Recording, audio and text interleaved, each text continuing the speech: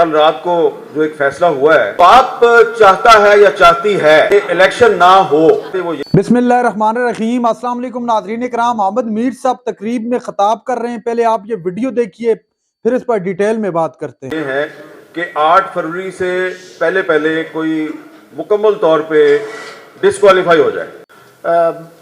जहाँ तक कल रात के फैसले का ताल्लुक है, बेहतर होगा कि जो कानूनी माहिरीन हैं वो इस पैनल में हों और कानूनी तौर पर इस पर गुफ्तगू करें। मेरे ख्याल में ये बहुत अच्छा फैसला है। इसलिए बेहतर फैसला है कि एक कानूनी नज़ीर कायम हो गई है कि अगर आप जी मुझे भी जोक्स आते हैं, मैं छोटा सा जवाब दे दूं, फिर आप लंबा दे दीजिएगा। देखिए, लेवल प्लेइंग फील्ड तो नहीं है, लेकिन हासिल तो करनी है ना।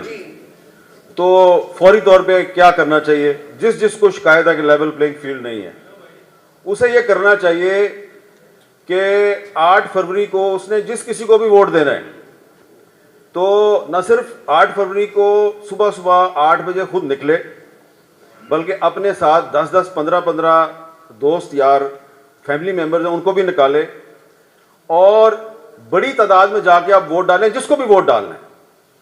अगर 8 फरवरी को जो पोलिंग की परसेंटेज है ये 50% से ऊपर चली गई, 55%, 60% तक चली गई, तो वो जिनके बारे में आप कह रही ना, वो जो है ना, उनको लग बता जाएगा।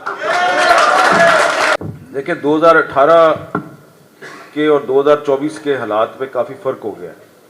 सबसे बड़ा फ़र्क यह है कि 2018 में जब वो जो कुछ भी हो रहा था, तो उसके ख़िलाफ़ एक तो पब्लिक में इतनी अवेयरनेस नहीं थी, और हमें आवाम में जब जाते थे तो इतनी मुज़ाहमत नज़र नहीं आती थी। अभी अवेयरनेस बहुत ज़्यादा है, और ख़ास तौर पे पहले तो सॉरी टू से सिर्फ हमें बलोचिस्तान में और खैबर पख्तूनख्वा में और सिंध में नज़र आती थी, अब हमें काफ़ी पंजाब में भी नज़र आ रही है। तो ये जो पंजाब में एक अवेयरनेस आहिस्ता आहिस्ता पैदा हो रही है कि यहाँ पे भी अब लोग कहते हैं कि आइन और कानून की बालादस्ती होनी चाहिए। यहाँ पे भी बहुत से स्टूडेंट्स को और इंटेलेक्चुअल्स को पता चल गया कि आइन पाकिस्तान में एक आर्टिकल 244 भी है जो कहता है कि फ़ौज को सियासत में मुदाखलत नहीं करनी चाहिए। जब हम कहते थे आर्टिकल 244 पे अमल दरामद होना चाहिए, तो कहते थे ये तो गद्दार है। ठीक है, तो ये जो अवेयरनेस आई है, ये एक उम्मीद की किरण है। और दूसरी बात यह है कि अभी तक हमारी सारी डिस्कशन जो है वो दाखिली सियासत के हवाले से, डोमेस्टिक पॉलिटिक्स के हवाले से है। हम ये नहीं देख रहे कि पाकिस्तान में इस वक्त जो कुछ हो रहा है, इसके पीछे इंटरनेशनल जो प्लेयर्स हैं उनके क्या क्या मुफादात हैं और उनका क्या किरदार है।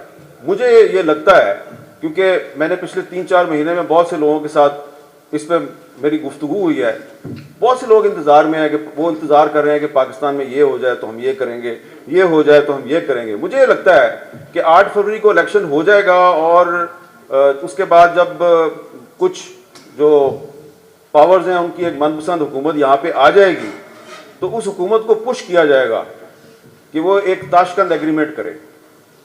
याद है ना ताशकंद एग्रीमेंट जो जनरल यूब खान के जवाल का बायस बना था?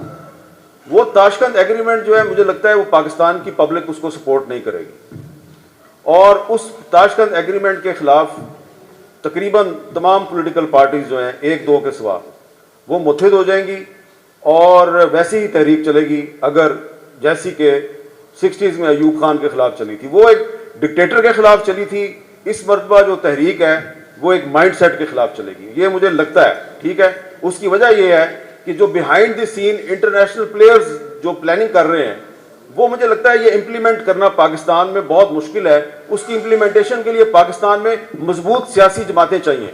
सियासी जमातें इतनी मजबूत है नहीं है, तो जो सियासी जमातें जो हैं वो अपना सब कुछ दांव पे लगा के सिर्फ पावर हासिल करने के चक्कर में पड़ी हुई हैं। मेरा ख्याल है अपने पाँव पे वो कुल्हाड़ी मारने जा रही हैं, और आपको 6 महीने के अंदर अंदर 8 अगस्त 2024 तक पता चल जाएगा कि ये इन्होंने बहुत ही बड़ा ब्लंडर मारा।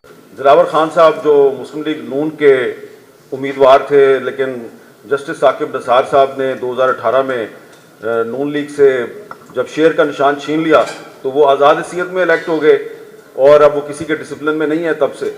तो उन्होंने करारदाद पेश की कि 8 फरवरी का इलेक्शन जो है वो अमन व अमान की ख़राब सूरत हाल की वजह से उसको मुलतवी कर दिया जाए। तो वहाँ पे सोलंकी साहब जो हैं इन्होंने यही मौक़िफ़ इख्तियार किया जो इस वक्त ये कह रहे हैं। इन्होंने कहा कि इलेक्शन जो है वो 8 फरवरी को ही होना चाहिए। इन्होंने करारदाद की हमायत नहीं की, लेकिन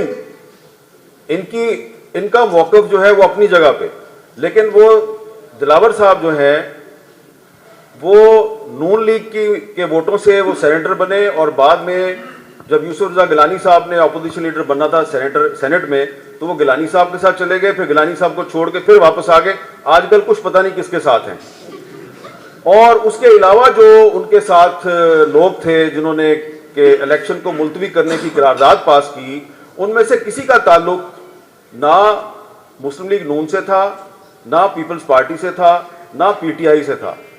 पीटीआई का एक वहाँ पे सिख सेनेटर था गुरदीप सिंह, उसने करारदाद की मुखालफत की। तो वो सारे के सारे जो हैं अक्सरियत उसका ताल्लुक था बाप से। तो बाप चाहता है या चाहती है कि इलेक्शन ना हो।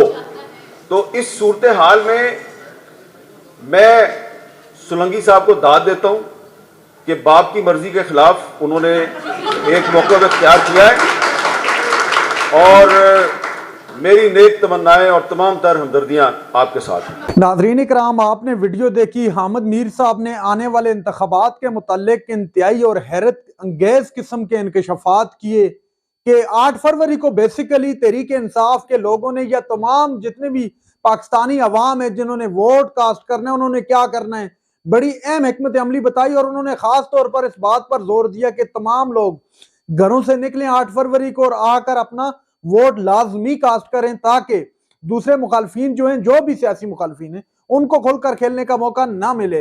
नाज़रीन इकराम, हामिद मीर ने इस बात पर भी जोर दिया कि हो सकता है, ये भी पॉसिबिलिटी उन्होंने बताई कि इलेक्शन पता नहीं कब होंगे, गैर मुअय्यना मुद्दत तक मुलतवी हो सकते हैं। ये जो इस सारी डिबेट का हासिल वसूल सामने आया, मैं वो आपके सामने रख रहा हूँ। इसके अलावा हामिद मीर साहब ने यह भी कहा कि जो मुल्क के अंदर इस वक्त लेवल प्लेइंग फील्ड के हवाले से सियासी पार्टियों को जो तहफ़्ज़ात है वो गलत नहीं है। इस वक्त लेवल प्लेइंग फील्ड नहीं दी जा रही। तहरीक इंसाफ से बड़ी टेक्निकल तरीके से उनसे बल्ला छीन लिया गया ताकि उनके वो होता है ना, जब मैदान जंग के अंदर जो जंग लड़ने वाला होता है उससे तलवार छीन ले और उसे बोले कि आप जाकर लड़े। तो ये सेम सिचुएशन तहरीक इंसाफ के साथ भी वही है कि मैदान में तो उसे छोड़ दिया लेकिन हाथ से तलवार छीन ली गई है। और तलवार के बगैर जंग लड़ना मेरे ख्याल से इंतहाई मुश्किल काम है। तो इस मुश्किल हालात में पाकिस्तान तहरीक इंसाफ ने लड़ना है और लड़कर जीतना है, और लड़कर जीतने वाले को जो है बाजीगर कहते हैं। नाज़रीन इकराम, हामिद मीर ने इसके अलावा भी इलेक्शन के हवाले से और भी जो उनके तहफ़्ज़ात थे वो भी उन्होंने सामने रखे। इस वक्त जो निगरान हुकूमत है वो जो काम कर रही है, हालांकि निगरान वज़ीर इत्तलात बैठे हुए थे साथ, उन्होंने कहा जी कल रात का जो फैसला है वो ठीक आया है, मेरी नजर में ठीक आया। फिर वहां पर बैठी अवाम ने उस पर जुगतें भी की, तो जिस पर उन्होंने कहा कि मुझे भी काफी अच्छी जुगतें आती हैं। नाज़रीन इकराम, निगरान हुकूमत का काम है कि इलेक्शन के अंदर मुआवनत फराहम करना इलेक्शन कमीशन के साथ, ना कि डिबेट करना कि फैसला कैसा आया है, किसके खिलाफ आया है, किसके हक में आया है। बहरहाल कर रहे हैं, सारा कुछ हो रहा है इस वक्त। इस टाइम पे तहरीक इंसाफ के लिए तमाम प्लेटफॉर्म जितने भी हैं इस वक्त दरवाजे बंद दिखाई दे रहे हैं। नाज़रीन इकराम, ये थी आज की हमारी वीडियो। चैनल पर जो नए चैनल को सब्सक्राइब कर लें। अगली वीडियो तक के लिए अल्लाह हाफ़िज़।